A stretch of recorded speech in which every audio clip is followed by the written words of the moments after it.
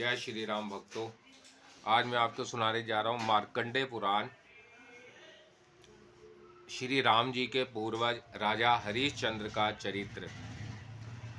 पक्षी कहते हैं, पहले की बात है, त्रेता युग में हरिश्चंद्र नाम से प्रसिद्ध एक राजश्री रहते थे। वह बड़े धर्मात्मा, भूमंडल के पालक, सुंदर कीर्ति से युक्त और सब प्रकार से श्रेष्ठ थे। उनके राज्य काल में कभी अकाल नहीं पड़ा, किसी को रोग नहीं हुआ, मनुष्यों की अकाल मृत्यु नहीं हुई और पूर्ववासियों की कभी अधर्म में रुचि नहीं हुई। उस समय प्रजा वर्ग के लोग धन, वीर और तपस्या के मद से उन्मत्त नहीं होते थे। कोई भी स्त्री ऐसी नहीं देखी जाती थी जो पूर्ण यौवनावस्था को प्राप्त किए बिना ही संतान को जन्म देती रही हो। एक दिन महाबाहु राजा हरिश्चंद्र जंगल में शिकार खेलने गए थे। वहां शिकार के पीछे दौड़ते हुए उन्होंने बारंबार कुछ स्त्रियों की कातरवाणी सुनी। वह कह रही थी, हमें बचाओ बचाओ। राजा ने शिकार का पीछा छोड़ दिया और उन स्त्रियों को लक्ष्य करके कहा, डरो मत, डरो मत। कौन ऐसा दुष्ट बुद्धि वाला पुरुष है जो मेरे शासन काल में भी ऐसा अन्याय करता है? यो कहकर स्त्रियों के रोने के शब्द का अनुसरण करते हुए राजा उसी ओर चल दिए। इसी बीच में प्रत्येक कार्य के आरंभ में बाधा उपस्थित करने वाला रुद्र कुमार विघ्नराज इस प्रकार सोचने लगा, ये महर्षि विश्वामित्र बड़े पराक्रमी हैं और अनुपम तपस्या का आश्रय लेकर उत्तम व्रत का पालन करते हुए उन भावादि विधाओं का साधन करते हैं जो पहले इन्हें सिद्ध नहीं हो सकी है। यह महर्षि क्षमा, मौन तथा आत्म संयम पूर्वक जिन विधाओं का साधन करते हैं वह उनके भय से पीड़ित होकर यहाँ विलाप कर रही है। इनके उद्धार का कार्य मुझे इस प्रकार करना चाहिए। इस प्रकार विचार करते हुए रुद्र कुमार विघ्नराज ने राजा के शरीर में प्रवेश किया।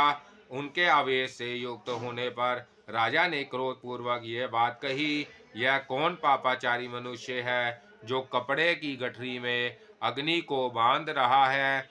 बल और प्रचंड तेज से उद्दीप्त मुझ राजा के उपस्थित रहते हुए आज कौन ऐसा पापी है जो मेरे धनुष से छूटकर संपूर्ण दिशाओं को दीप्यमान करने वाले बाणों से सर्वांग में चित्रवित्र होकर कभी ना टूटने वाली निंद्रा में प्रवेश करना चाहता है?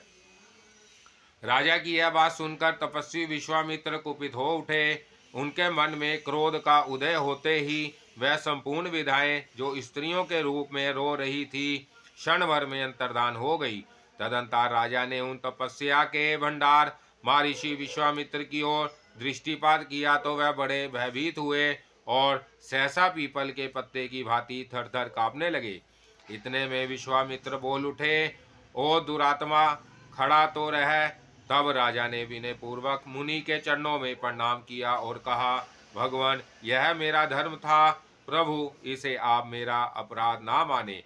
मुने अपने धर्म की रक्षा में लगे हुए मुझ राजा पर आपको क्रोध नहीं करना चाहिए। धर्मज्ञ राजा को तो यह उचित ही है कि वह धर्मशास्त्र के अनुसार दान दे, रक्षा करे और धनुष उठाकर युद्ध करे। विश्वामित्र बोले, राजन, यदि तुम्हें अधर्म का डर है तो शीघ्र बताओ, उसको दान देना चाहिए। किन की रक्षा करनी चाहिए और किन के साथ युद्ध करना चाहिए? हरिश्चंद्र ने कहा, श्रेष्ठ ब्राह्मणों को तथा जिनकी जीविका का नष्ट हो गई हो ऐसा अन्य मनुष्यों को भी दान देना चाहिए। भयभीत प्राणियों की रक्षा करनी चाहिए और शत्रुओं के साथ सदा युद्ध करना चाहिए। विश्वामित्र बोले, यदि तुम राजा हो और राजधर्म को भली भांति जानते हो तो मैं प्रतिग्रह की इच्छा रखने वाला ब्राह्मण हूँ। मुझे इच्छानुसार दक्षिणा दो। पक्षीगण कहते हैं, महर्षि की यह बात सुनकर राजा ने अपना नया जन्म हुआ माना और प्रसन्न चित्र से कहा। हरिश्चंद्र बोले, भगवान, आपको मैं क्या दूं? आप निशंका होकर कहिए। यदि कोई दुर्लभ से दुर्लभ वस्तु हो तो उसे भी दी हुई ही समझे। विश्वामित्र ने कहा, वीरवर, तुम समुद्र, पर्वत, ग्राम और नगरों सहित यह सारी पृथ्वी मुझे दे दो। रथ, घोड़े, हाथी, कोठार और खजाने सही सारा राज्य भी मुझे समर्पित कर दो। इसके अतिरिक्त भी जो कुछ तुम्हारे पास है वह मुझे दे दो। केवल अपनी स्त्री पुत्र और शरीर को अपने पास रख लो। साथ ही अपने धर्म को भी तुम ही रखो, क्योंकि वह सदा कर्ता के ही साथ रहता है। परलोक में जाने पर भी वह साथ जाता है। मुनि का यह वचन सुनकर राजा ने प्रसन्न चित्त से तथास्तु कहा।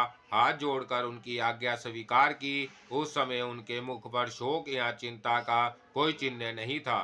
विश्वामित्र बोले, राश्रेय, यदि तुमने अपना राज्य, पृथ्वी, सेना और धन आदि सर्व से मुझे समर्पित कर दिया, तो मुझ तपस्वी के इस राज्य में रहते किसका प्रभुत्व रहा। हरिश्चंद्र ने कहा, ब्राह्मण, मैंने जिस समय यह पृथ्वी दी है उसी समय आप मेरे भी स्वामी हो गए। फिर आपके इस पृथ्वी के राजा होने की तो बात ही क्या है। विश्वामित्र बोले, राजन, यदि तुमने यह सारी पृथ्वी मुझे दान दी, तो जहाँ जहाँ मेरा प्रभुत्व हो वहाँ से तुम्हें निकल जाना चाहिए। करधनी आदि समस्त आभूषणों का संग्रह यही छोड़कर तुम वलकल का वस्त्र लपेट लो और अपनी पत्नी तथा पुत्र के साथ चले जाओ। बहुत अच्छा कहकर राजा हरिश्चंद्र अपनी पत्नी सौभ्य तथा पुत्र रोहिताक्ष को साथ ले वहां से जाने लगा। उस समय विश्वामित्र ने उनका मार्ग रोक कर कहा, मुझे राजसूय यज्ञ की दक्षिणा दिए बिना ही तुम कहाँ जा रहे हो। हरिश्चंद्र बोले, भगवान, यह अकंटक राज्य तो मैंने आपको दे ही दिया। अब तो मेरे पास ये 3 शरीर ही शेष बचे हैं। विश्वामित्र ने कहा, तो भी तुम्हें मुझे यज्ञ की दक्षिणा तो देनी ही चाहिए। विशेषतः ब्राह्मणों को कुछ देने की प्रतिज्ञा करके यदि ना दिया जाए तो वह प्रतिज्ञा भंग का दोष उस व्यक्ति का नाश कर डालता है। राजन, राजसूय यज्ञ में ब्राह्मणों को जितने से संतोष हो उस यज्ञ की उतनी ही दक्षिणा देनी चाहिए। तुमने ही पहले प्रतिज्ञा की है कि देने की घोषणा कर देने पर अवश्य देना चाहिए। आतताइयों से युद्ध करना चाहिए तथा अर्थजनों की रक्षा करनी चाहिए। हरिश्चंद्र बोले, भगवान, इस समय मेरे पास कुछ भी नहीं है, समय अनुसार अवश्य आपको दूंगा। विश्वामित्र ने कहा, राजन, इसके लिए मुझे कितने समय तक प्रतीक्षा करनी होगी, शीघ्र बताओ। हरिश्चंद्र बोले, ब्राह्मणऋषि, मैं 1 महीने में आपको दक्षिणा के लिए धन दूंगा। इस समय मेरे पास धन नहीं है, अतः मुझे जाने की आज्ञा दीजिए। विश्वामित्र जी ने कहा, नरपश्रेष्ठ, जाओ जाओ, अपने धर्म का पालन करो, तुम्हारा मार्ग कल्याणमय हो। पक्षी कहते हैं, विश्वामित्र जी ने जब जाओ कहकर जाने की आज्ञा दी, तब राजा हरिश्चंद्र नगर से चले। उनके पीछे उनकी प्यारी पत्नी शोभा भी चली, जो पैदल चलने के योग्य कतई नहीं थी। रानी और राजकुमार सहित राजा हरिश्चंद्र को नगर से निकलते देख उनके अनुयायी सेवकगण तथा पूर्ववासी मनुष्य विलाप करने लगे। हा नाथ, हम पंडितों का आप क्यों परित्याग कर रहे हैं। राजन, आप धर्म में तत्पर रहने वाले तथा पूर्ववासियों पर कृपा रखने वाले हैं। राष्ट्रीय, यदि आप धर्म समझें तो हमें भी अपने साथ ले चले। महाराज, 2 घड़ी तो ठहर जाइए। हमारे नेत्र रूपी भ्रमर आपके मुखारविंद की रूप सुधा का पान कर लें, फिर हमें कब आपके दर्शन का सौभाग्य प्राप्त होगा। है, जिन महाराज के आगे आगे चलने पर पीछे से कितने ही राजा चला करते थे, आज उन्हीं के पीछे उनकी यह रानी अपने बालक पुत्र को गोद लेकर चल रही है। यात्रा के समय जिनके सेवक भी हाथियों पर बैठकर आगे जाते थे, वह ही महाराज हरिश्चंद्र आज पैदल चल रहे हैं।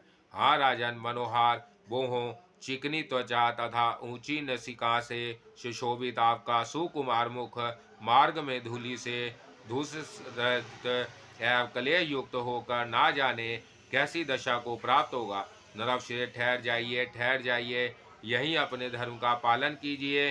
क्रूरता का परित्याग ही सबसे बड़ा धर्म है। विशेषतः क्षत्रियों के लिए तो यही सबसे उत्तम है। नाथ, हम अब हमें स्त्री पुत्र धन धान्य आदि से क्या लेना है? यह सब छोड़कर हम लोग आपके साथ छाया की भांति रहेंगे। हाँ नाथ, हाँ महाराज, हाँ स्वामी, आप हमें क्यों त्याग रहे हैं? जहाँ आप रहेंगे वहीं हम भी रहेंगे। जहाँ आप है वहीं सुख है, जहाँ आप है वहीं नगर है, और जहाँ हमारे महाराज आप हैं वही हमारे लिए स्वर्ग है। पूर्ववासियों की ये बातें सुनकर राजा हरिश्चंद्र शोकमग्न हो उन पर दया करने के लिए ही मार्ग में उस पर ठहर गए। विश्वामित्र ने देखा राजा का चित्त पूर्ववासियों के वचनों से व्याकुल हो उठा है, तब वह उनके पास आ पहुँचे और रोज सदा अमर्ष से आंखें फाड़कर बोले, अरे तू तो बड़ा दुराचारी, झूठा और कपटपूर्ण बातें करने वाला है। धिक्कार है तुझे जो मुझे राज्य देकर फिर उसे वापस ले लेना चाहता है। विश्वामित्र का यह कठोर वचन सुनकर राजा कांप उठे और जाता हूँ कहकर अपनी पत्नी का हाथ पकड़कर खींचते हुए शीघ्रता पूर्वक चले। राजा अपनी पत्नी को खींच रहे थे। वह सुकुमारी अबला चलने के परिश्रम से थक कर व्याकुल हो रही थी, तो भी विश्वामित्र ने सहसा उसकी पीठ पर डंडे से प्रहार किया। महारानी को इस प्रकार मार खाते देखकर महाराजा हरिश्चंद्र दुख से आतुर होकर केवल इतना ही कह सके, भगवान जाता हूँ। उनके मुख से और कोई बात नहीं निकल सकी। उस समय परम दयालु 5 विशेष देव आपस में इस प्रकार कहने लगे, ओह यह विश्वामित्र तो बड़ा पापी है, ना जाने किन लोकों में जाएगा। इसने यज्ञकर्ताओं में श्रेष्ठ इन महाराज को अपने राज्य से नीचे उतार दिया। विश्व वे देवों की यह बात सुनकर विश्वामित्र को बड़ा रोष हुआ। उन्होंने उन सब को शाप देते हुए कहा, तुम सब लोग मनुष्यों हो जाओ। फिर उनके अनुनय विनय से प्रसन्न होकर उन महामुनि ने कहा, मनुष्य होने पर भी तुम्हारे कोई संतान नहीं होगी, तुम विवाह भी नहीं करोगे, तुम्हारे मन में किसी के प्रति ईर्ष्या और देश भी नहीं होगा, तुम पुनः काम क्रोध से मुक्त होकर देव तत्व को प्राप्त कर लोगे। तदंतर वह विश्वदेव अपने अंश से कुरुवंशियों के घर में अवतीर्ण हुए। वह ही द्रौपदी के गर्भ से उत्पन्न 5 पांडव कुमार थे। महामुनि विश्वामित्र के शाप से ही उनका विवाह नहीं हुआ।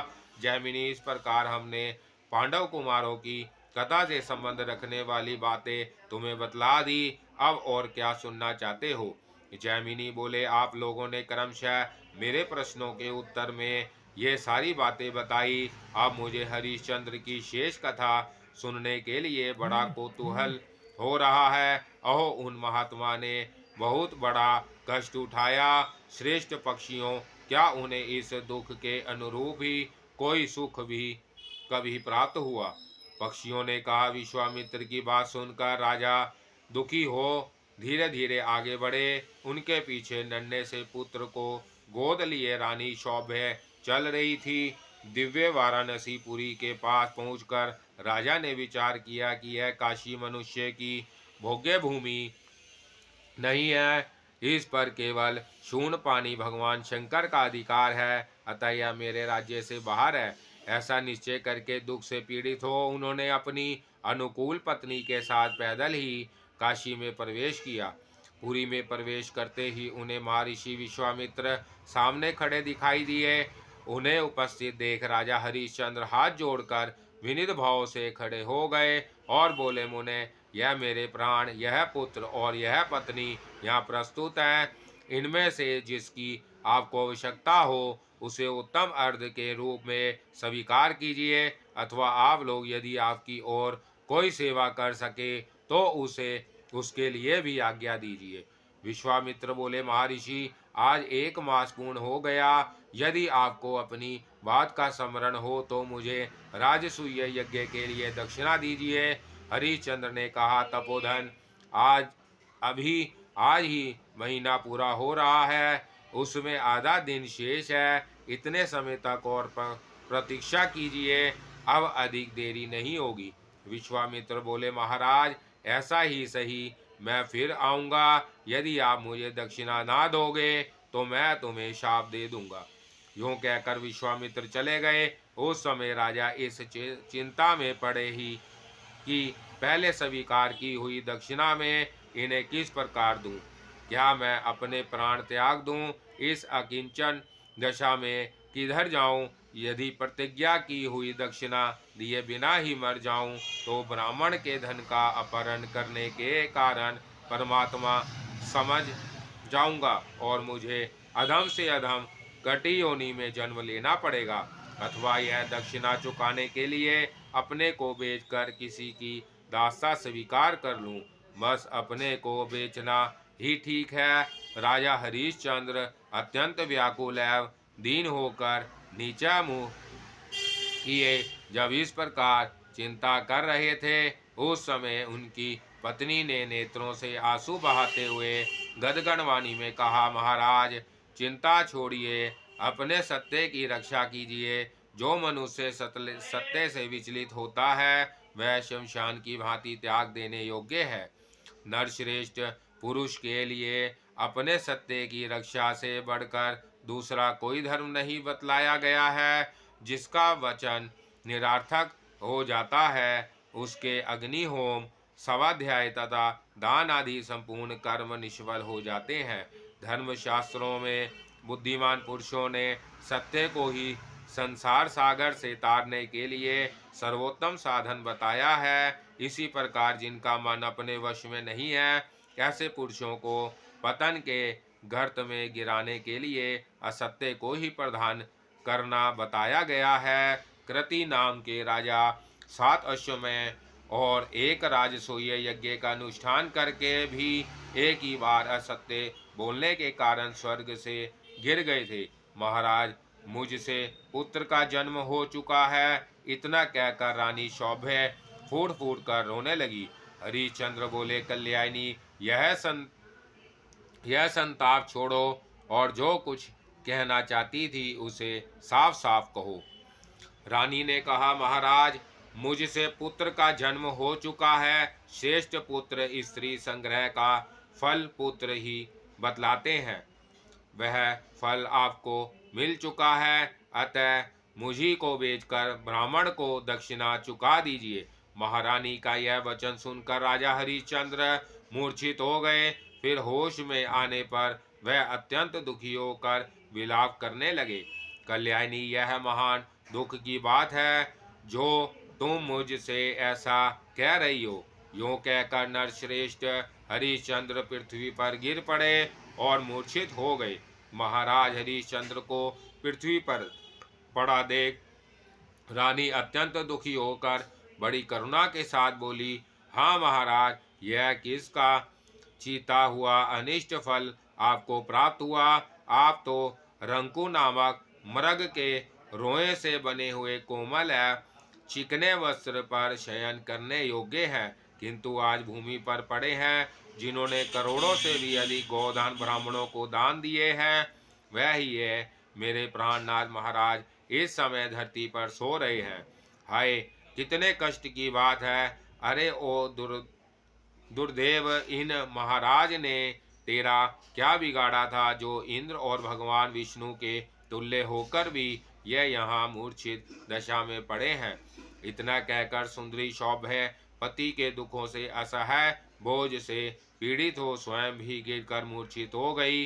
इसी बीच में महातेजस्वी विश्वामित्र जी ने भी आधम के उन्होंने राजा हरिश्चंद्र को मूर्छित होकर भूमि पर पड़ा देख उन पर जल के छींटे डाले और इस प्रकार कहा, राजेंद्र उठो उठो, यदि तुम्हारी दृष्टि धर्म पर हो तो मुझे पूर्वोक्त दक्षिणा दो। सत्य से ही सूर्य तप रहा है, सत्य पर ही पृथ्वी टिकी हुई है। सत्य भाषण सबसे बड़ा धर्म है। सत्य पर ही स्वर्ग प्रतिष्ठित है। 1000 अश्वमेध और एक सत्य को यदि तराजू पर तोला जाए तो 1000 अश्वमेध से सत्य ही भारी सिद्ध होगा। राजन, यदि आज तुम बड़े दक्षिणा ना दोगे तो सूर्यास्त होने पर तुम्हें निश्चय ही शाप दे दूंगा। इतना कहकर विश्वामित्र चले गए।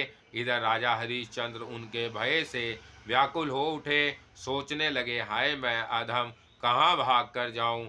उनकी दशा क्रूर स्वभाव वाले धनी से पीड़ित निर्धन पुरुष की सी हो रही थी। उस समय उनकी पत्नी ने फिर कहा, नाथ, मेरी बात मानकर वैसा ही कीजिए, अन्यथा आपको शापाग्नि से दग्न होकर मरना पड़ेगा। जब पत्नी ने बार बार उन्हें प्रेरित किया, तब राजा बोले, कल्याणी, मैं बड़ा निर्दयी हूँ, लो अब तुम्हें बेचने चलता हूँ।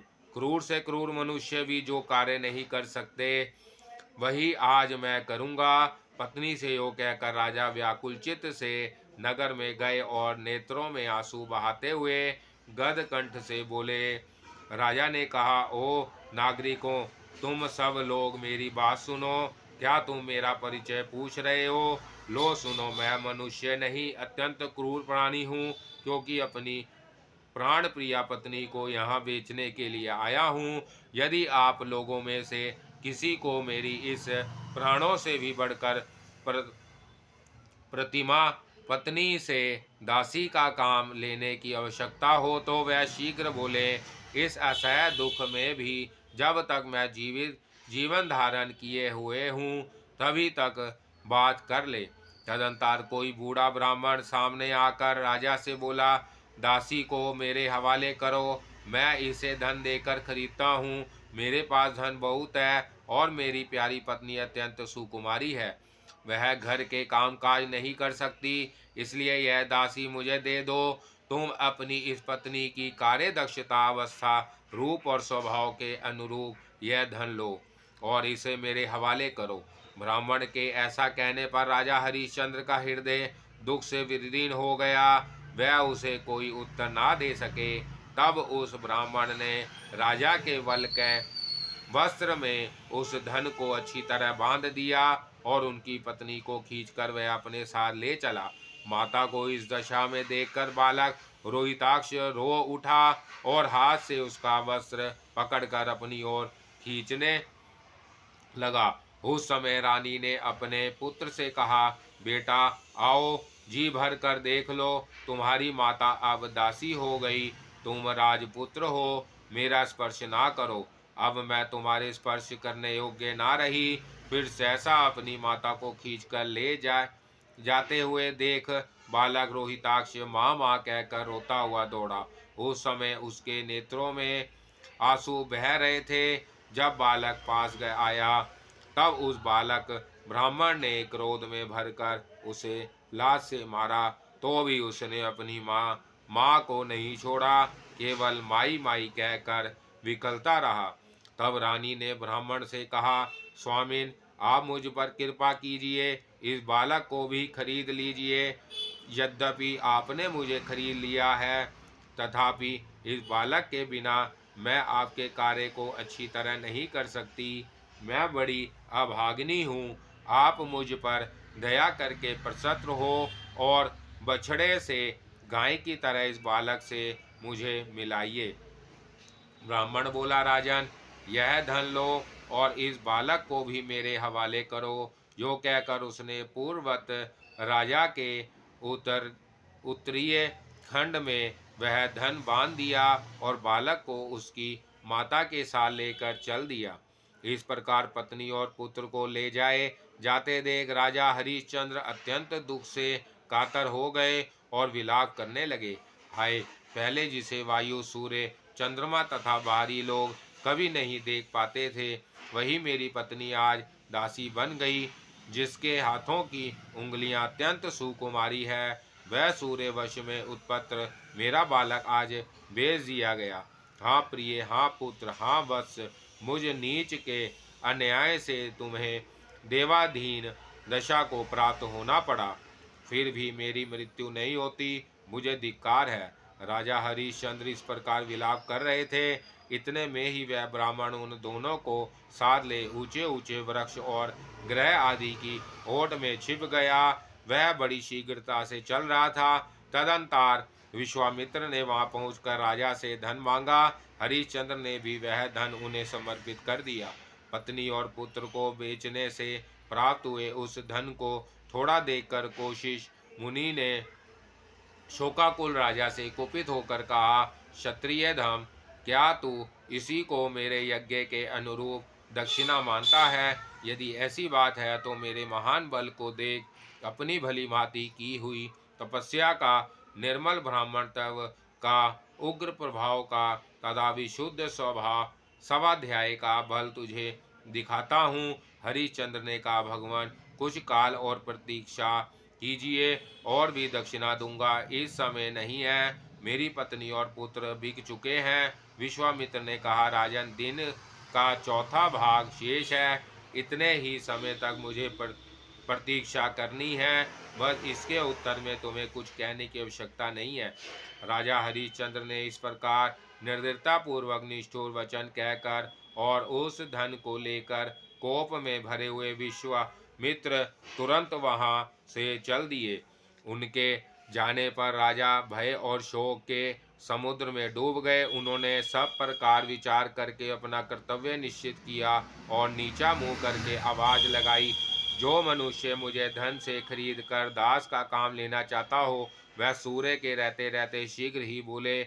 उसी समय धर्म चंडाल का रूप धारण करके तुरंत ही वहां आए। उस चंडाल के शरीर से दुर्गंध निकल रही थी। विकृत आकार, रूखा बदन, दाढ़ी मूछे, बड़ी हुई दांत निकले हुए थे। निर्दयता की तो वह मूर्ति ही थी।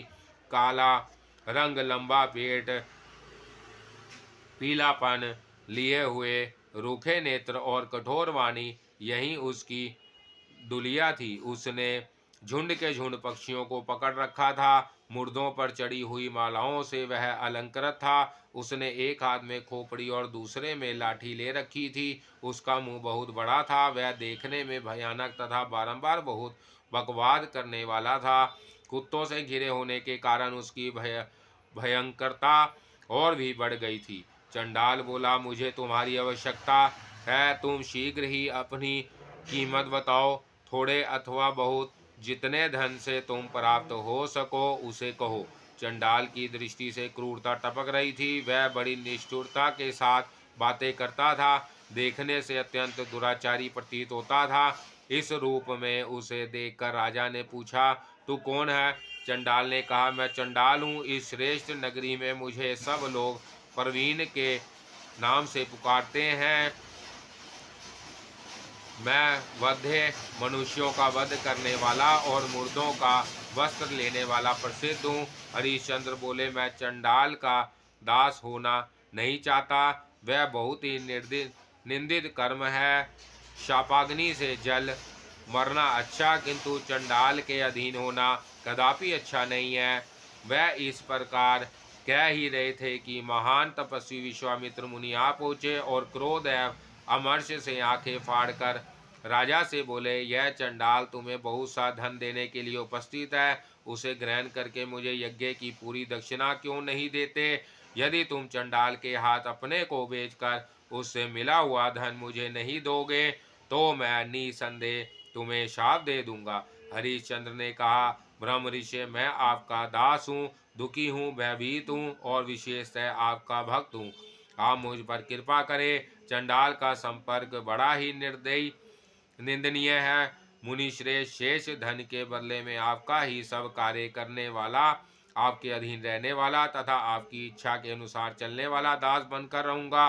विश्वामित्र बोले, यदि तुम मेरे दास हो तो मैंने 1 अरब स्वर्ण मुद्रा लेकर तुम्हें चंडाल को दे दिया। अब तुम उसके दास हो गए। मुनि के ऐसा कहकर चंडाल मन ही मन बहुत प्रसन्न हुआ। उसने विश्वामित्र को धन देकर राजा को बांध लिया और उन्हें डंडे की मार से अचेत सा करता हुआ वह अपने घर की ओर ले चला। उस समय राजा की इंद्रियां अत्यंत व्याकुल हो गई थी। तदंतर राजा हरिश्चंद्र चंडाल के घर में रहने लगे। वह प्रतिदिन सवेरे, दोपहर और शाम को निमांकित बातें गुनगुनाया करते थे। हाय मेरी तीन मुखी पत्नी अपने आगे दीन मुख बालक रोहिताक्ष को देखकर अत्यंत दुख में मग्न हो जाती होगी और उस समय इस आशा से ही राजा धन कमाकर हम दोनों को छुड़ाएंगे बारंबार मेरा स्मरण करती होगी। उसे इस बात का पता ना होगा कि मैं ब्राह्मण को और भी अधिक अधिक धन देकर अत्यंत पापमय संसर्ग में जीवन व्यतीत कर रहा हूँ। राज्य का नाश, सुहृदों का त्याग, पत्नी और पुत्र का विक्रय तथा अंत में चंडालत्व की प्राप्ति, ओह, यह एक के बाद एक दुख की कैसी परंपरा चली आती है। इस प्रकार वह चंडाल के घर में रहते हुए प्रतिदिन अपने प्रिय पुत्र तथा अनुकूल पत्नी का स्मरण किया करते थे। अपना सब सर्व छीन जाने के कारण राजा बहुत व्याकुल रहते थे। कुछ काल के बाद राजा हरिश्चंद्र चंडाल के वश में होने के कारण शमशान घाट पर मुर्दों के कपड़े संग्रह करने के काम में नियुक्त हुए। चंडाल ने उन्हें आज्ञा दी थी कि तुम मुर्दों के आने की प्रतीक्षा में रात दिन यही रहो। यह आदेश पाकर राजा काशीपुरी के दक्षिण शमशान भूमि में बने हुए शव मंदिर में गए। उस शमशान में बड़ा भयानक शब्द होता था। वहाँ सैकड़ों सियारनी ने भरी रहती थी। चारों ओर मुर्दों की खोपड़ियाँ बिखरी पड़ी थी। सारा शमशान दुर्गंध से व्यापक और अत्यंत धूम से आच्छादित था। उसमें पिशाच, भूत, बेताल, डाकनियाँ और यक्ष रहा करते थे।